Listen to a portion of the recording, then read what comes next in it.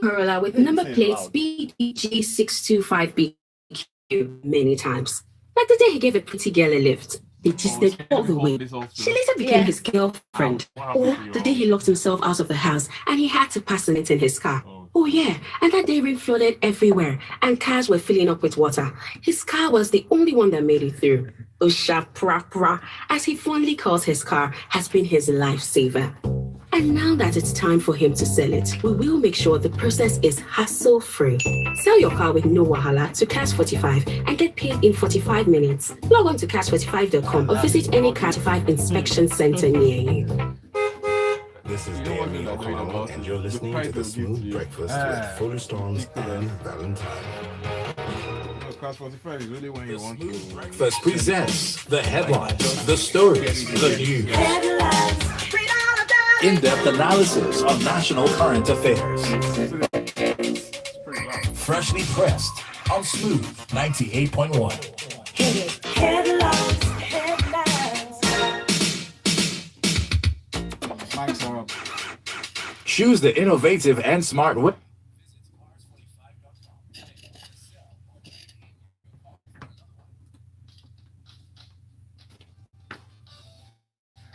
To you, and thanks for sticking with us here at Smooth 98.1. And you're listening to Smooth Breakfast with Valentine. And today, to do justice to analyzing the stories we see on our newspapers, we have Cheta. Cheta, you're back from Russia. How you doing? I'm fine. Good morning. How's that experience for you? Oh, excellent. Excellent. Nice. Cheta is up on Twitter at Chicksta. That's CHXTA. And then we have Ayo in from the weekend. How do you spend time? Weekend was okay. Nice. Nothing too much. All right, good. Ayo is at Esho on Twitter as well. And then not forgetting Tunde Okufi. Good morning. Glad to have you on a good week. And of course, Tunde Okufi is on Twitter at Big Govs. All right, Lagos, join the conversation. Send a message to WhatsApp. The number is 0809 444 981. That's for WhatsApp. And also, you can send us a message on Twitter. Use that hashtag freshlypressed91. Our Twitter handle is at Smooth91. Also on YouTube, in the search box, type Smooth91FM. You'll find us. We're streaming live there. You can also leave your comments on that page. We're starting off very quickly with this Thisday newspaper. I'll pick you for the story. The Central Bank of Nigeria has disclosed that the country is not on track to meet the 2020 targets that were set out by the National Financial Inclusion Strategy of 2012, which entails digital payment systems coming together and making sure that it includes macro economic demands of the country. What's your take on this story? Okay. Firstly, I'm looking at these targets and I really don't see how it benefits the country as a whole. Yes, you say it's always very good to have inclusion generally, but it still boils down to what end. What's just going to be happening is you're going to be having more people depositing their money. It's not like they're going to better the decrease the NPR or something. But I'm not surprised about these figures that I'm saying. I'm saying 58.4% of Nigerians, of Nigerian adults, and this is there's a correlation between this and the percentage of educated adults, which is 59.6 as of 2015, and it also relates to the amount of people that are in the rural communities. So of course you don't, like, these banks are not going to put their banks in the rural areas. They do. Yeah, they do. When I say rural, I mean rural. Like, okay. What you have is suburbs. Most of the time, you have them in suburbs. So you don't usually have them in rural areas, and you can understand why. They normally go to where the market is, and it's understandable. But would you blame that on the location of the banks, or how many banks are found in a particular area? I mean, we've talked about this issue, and we've noted that banks could do better by educating their perceived customers or people they intend to. So that's what marketing does, right? Okay, banks are not good at Christmas. One of it we need to do in the first that we need to do as a country is to ensure that the infrastructure that the banks can ride on in order to improve financial inclusion is available. I mean, how much does it cost to run this bank just down the road here in terms of diesel and all of that? Then you add the fact that we don't even know how many we are in the first place. So you tell us 90% of Nigeria's adult population must be banked when you don't even know how many adults are in Nigeria. Come on. Okay, but even to that, to the what I'm even saying, here's a problem I have with this. To what end? So you have all this percentage of people banked. How are they helping the rural people? You know, because these are the people you're trying to bring in. I would say that majority of people dwelling in the cities would have a bank account somehow. Okay, so how exactly are they going to be helping those guys? They would not give out loans to these people, and we know that what they want is to increase their deposits and then give the money out to the larger percentage of people they get to. Somebody please touch on this. I mean, the synergy between CBN, Central Bank of Nigeria, and then the NCC. How's that going to make information that's needed for this financially possible? Okay. Well, if anything, they'll have to work together because there are two different regulatory bodies. The CBN regulates the financial system, and NCC telecommunications. And up until now, I mean, and that's the reason why initiatives or have been touted to solve the problems of financial inclusion by mobile money operators, for instance, had been taken up because required tried to avoid the M-Pesa within Kenya, or I mean, it's carried around as something that's being very successfully, but within Kenya itself, many of the industry players feel choked, right? So central banks all over the world have tried to avoid telco-led mobile money initiatives, rightly or wrongly. The truth is, without the telco, it's very difficult for it to succeed. That's why it succeeded in Kenya, but then it has issues. You have a case regulated by the central bank. But financial inclusion really it's a lot more than opening branches in far-flung places. They tried it before. They tried it a couple of years ago when they opened bank branches all over the country, and banks went wild, just opening branches and the issues of return on investment. All those things don't work. But instead of going down that route again, they should look at they should escalate agent networks. There are people who are doing that today. There's some institutions that are doing that today. They can leverage that. You don't have to go and build a big infrastructure to offer financial service. And then finally, credit. Credit is the key to financial inclusion. Credit, and that's exactly what I'm saying. Would they give out the credits to the right people? The incentives we have, no. All right. Thank you very much, gentlemen. Moving on very quickly, Cheta, you have this one from Punch newspaper. We will not donate land for ranching. The Southeast governors met on Sunday evening with that decision that no land will be made available for the establishment of cattle ranches in the zone. Among the governors that were present, Enugu State Governor was represented, Abia and Anambra States, but Imo State Governor Richard Sokorocha was absent from that meeting. Cheta, what do you make of this story? I mean, looking along the lines of the insurgency we've been experiencing and how it is that these governors have been complaining over time that they've been asked to give more land, but in spite of that, they haven't gotten the required support to end the crisis, especially the farmers' scuffle with herders. See, it's the reaction from the governors, and it's not just the Southeast governors that are reacting. Like these governors from various parts of the country, South governors have said similar same thing. A lot of governors in Southwest, not as a bloc, but as units, have said the same thing, and many governors in the Middle Belt are also saying the same thing. Plateau, who initially was interested in giving such land, has withdrawn such an offer, and the reason is that in the final analysis, the pastoral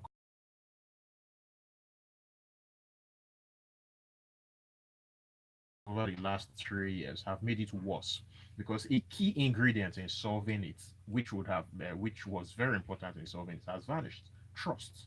So you have a situation where a project such as the National Green Wall, which would have helped stem desertification and would have helped us sort this out, has not happened.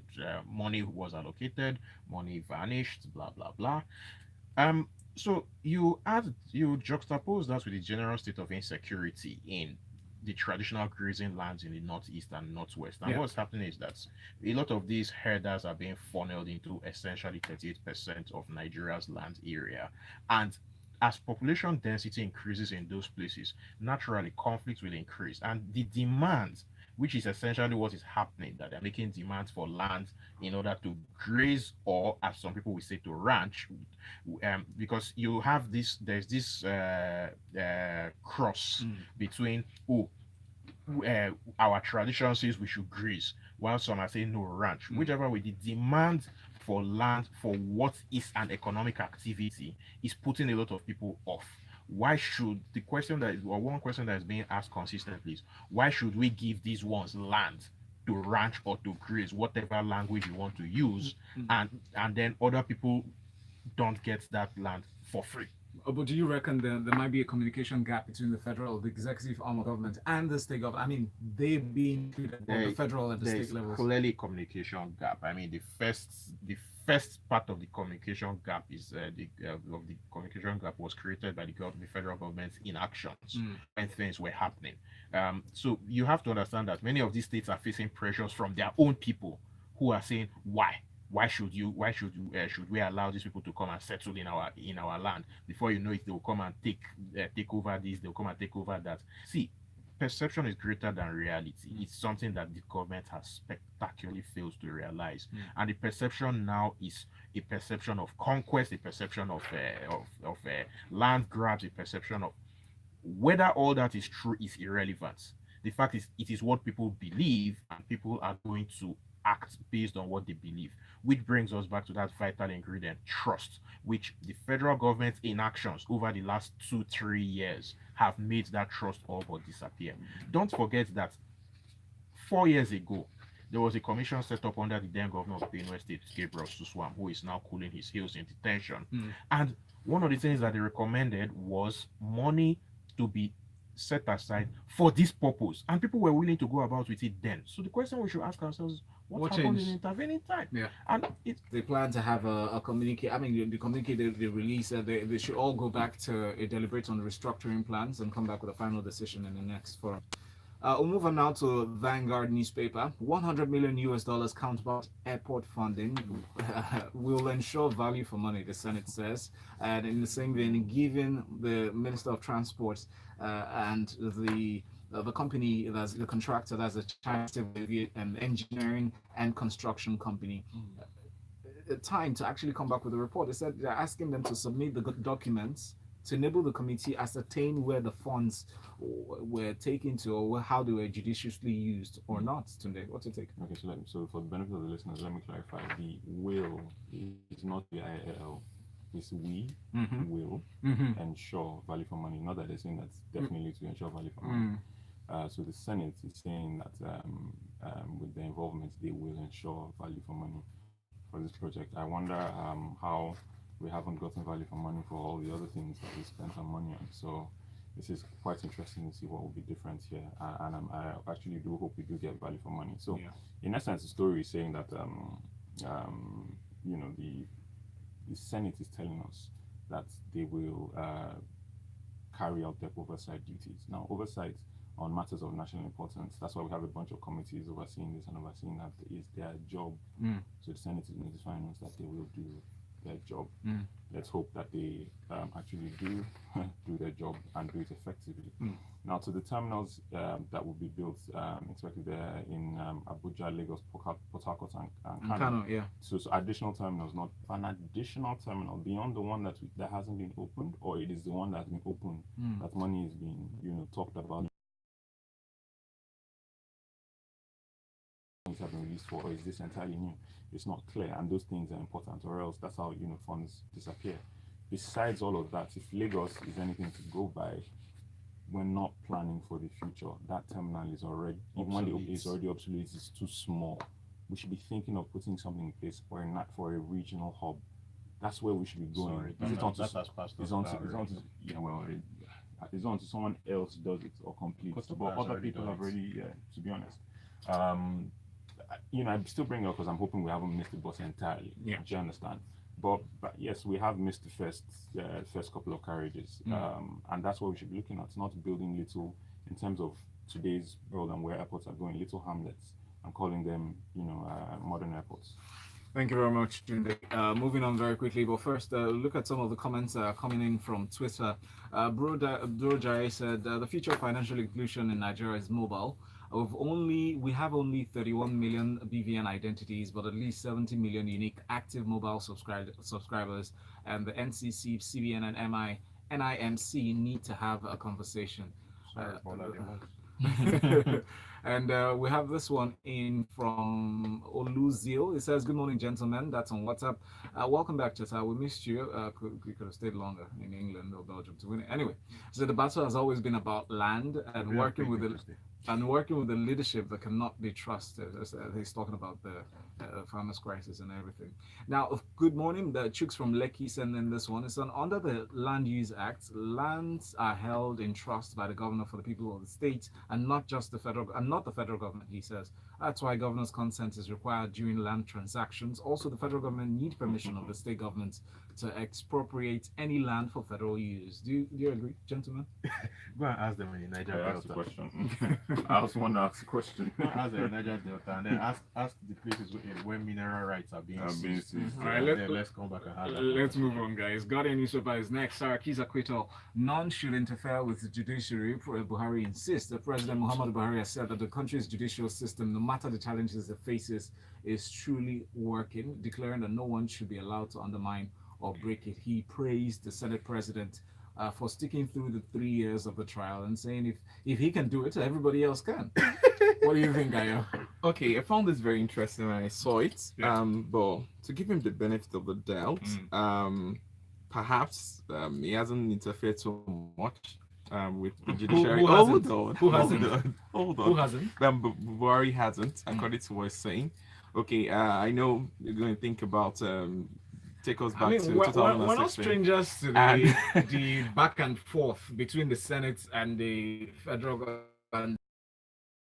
So first of all, like the fact that a statement came out to give us to kind of make us trust the judiciary more. Okay, that's how a system should work. Okay, we should have the judiciary, executive, legislative, all working without interference. Right. Okay, I can see a lot of people here. Yeah. However, there's a statement here that I actually felt was not very okay. He said, but says this what I've done the 3 elections in which I was cheated out. And I was wondering, what exactly cheated you out? It's like a tongue-in-cheek moment. And I actually think that about this much later. Punch newspaper has this headline: we have evidence of politicians' involvement in killings, and that's from the presidency. So the presidency on this proved that some politicians are behind killings allegedly being carried out by herdsmen in parts of the country. It also said that the unnamed politicians were using criminals to perpetrate the killings. Cheta, do you know what we do not know about the story? See, personally, I'll go out on a limb and say that that they don't have anything that will stand up in the courts. This is just Why did you say so? Let me talk now. All right, go ahead. It's hot air to make it appear as if they are doing something, because and a lot of this ties into the breakdown of trust, which is not going to achieve much.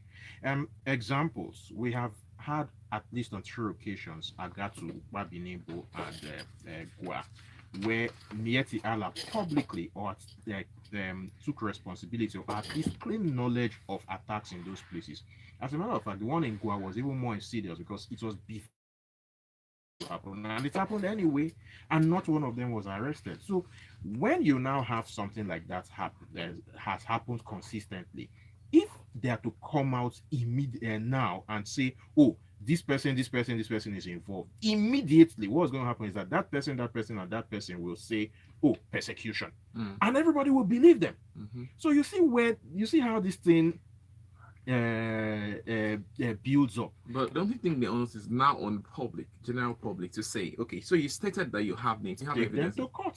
No, I'm saying we can now put a little bit of pressure on the federal government and say, name those names. It's not just for you to. Who I'm wants the assuming. names. I don't care about the names. They should No, deal with it. my They point should is- take them if they have evidence. Yeah. Why you're announcing the names? But I for me? think We'll see, find out in government, court. Jonathan. government of the people, by the people, for the people. And the No. truth is, I know. Names They thing will have, just be more drama. we Don't need no whether more the drama. names or some prosecution. Yes. Yes, but I'm saying we need to. Put I on know, them for but us, I'm like, saying so they that. should do their work. You see, what I'm saying today is that in every civilized society, we need to, as the Civilized society, it works like clockwork. We have some people have been killed. I Put on know, them for but us, I'm like, saying so they that. should do their work. You see, what I'm saying today is that in every civilized society, we need to, as the we have people that we allege are the people behind the killings. We take them to court. We don't need the public to tell us to take them to court. We take them to court naturally. We don't. That's how a working government should act, actually. I mean, It's come not on, really don't come in is. to tell us something.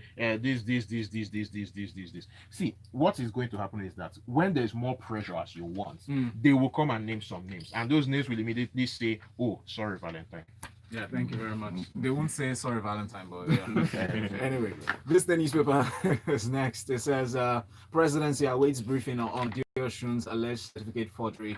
So the Presidency said yesterday that is yet briefed about the alleged forgery of the National Youth Service Corps discharge certificate by the Minister of Finance, Ms. Kemi Adeosun.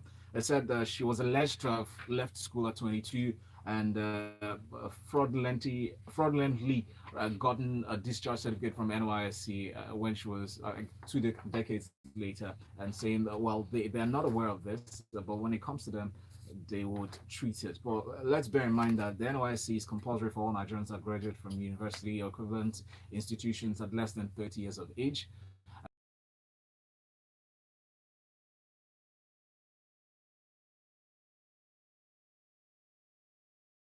Thousand nine.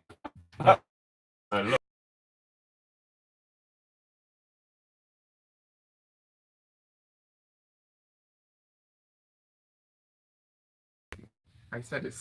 I never said that, Cheta. Yeah, go ahead. Okay, so normally when an leader or not is the forgery part.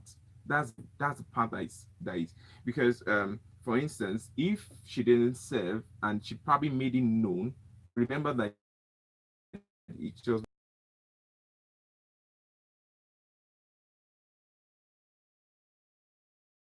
the forge that now I don't think it's just the function 12 months or the it's also forgery. 2000 sorry, 2000 naira fine. It's not just that, it's a forgery case. So we need an answer from the federal government.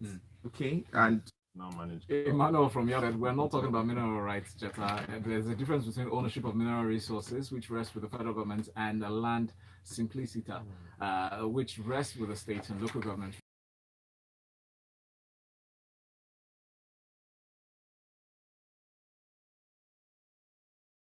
Forgotten about his first and only presidential chat.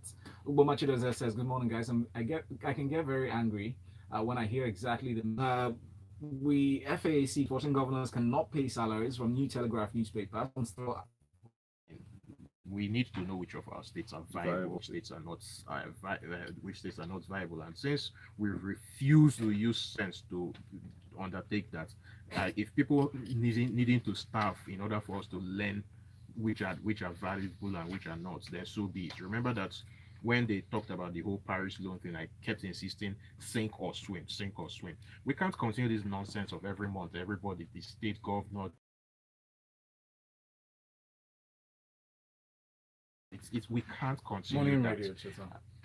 Breast milk. Yeah, no, go ahead. So it gets, I mean, see, this quarrel affects everything and will eventually affect everything, including the very important issue of rights. You can actually draw a straight line between how states are reacting to the pastoral conflict and issues such as state policing with this. So Benue State, as an example, clearly wants to pursue a more independent course of action, but they are hamstrung by the fact that they are one of the 14 states that can't pay salaries because they rely almost exclusively on federal allocation. I mean, an issue that is dear to my mind is state police, but you cannot have state police if we have situations where states can't pay. Because if you have armed men and they're not paid, what will they do?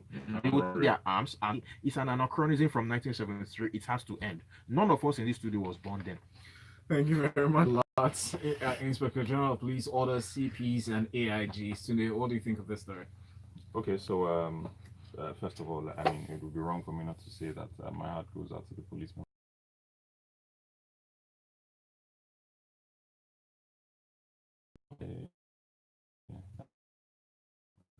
So Chi says, why do I feel that Saraki's acquittal is a deal to lure him back to APC in the face of the crisis?